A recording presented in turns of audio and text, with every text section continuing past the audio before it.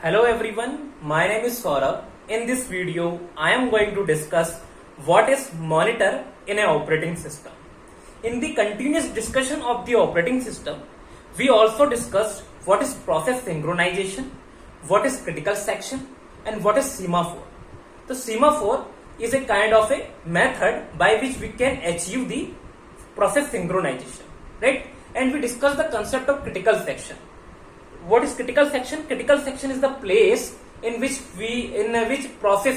multiple processes store the common data, right? Whatever the common data or shared data the processes have, they share the data inside, they store the data inside the critical section.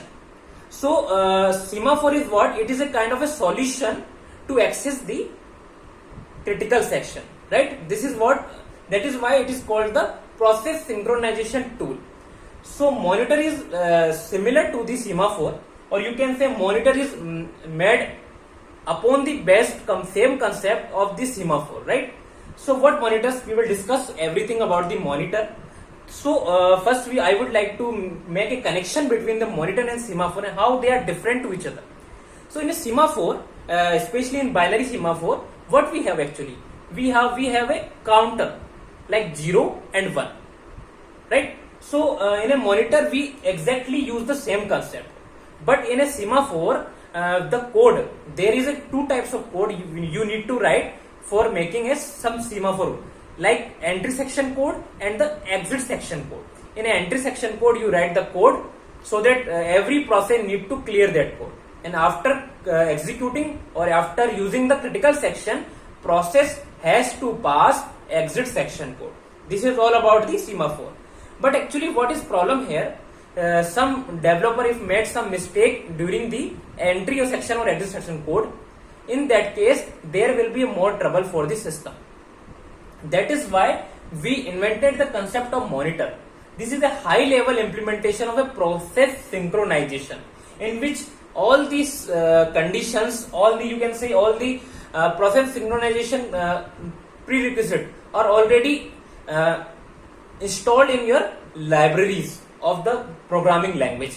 Like I have taken the example of Java language. So this is monitor, and it is reserved keyword in a Java for making the monitors. Okay, so first you need to write the monitor. The structure of making the monitor is quite similar with the concept of making the class or a structure in a C language, right? Actually this is not supported in a C language.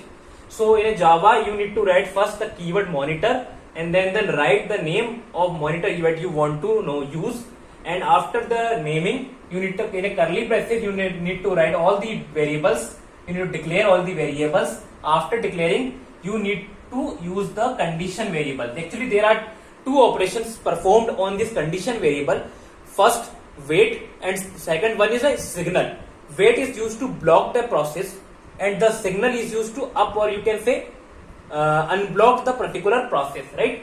So these are the procedure you want to do under the monitor, right? So these suppose there is a procedure P1 and procedure P2. After this there is a initial code.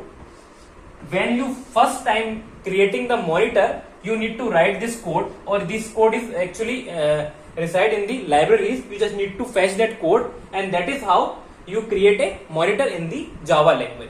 So you understand why monitor is better than your semaphores, and how it is different from the semaphore, and what are the different like it is easier to write, there is less error prone in possibility in this particular method.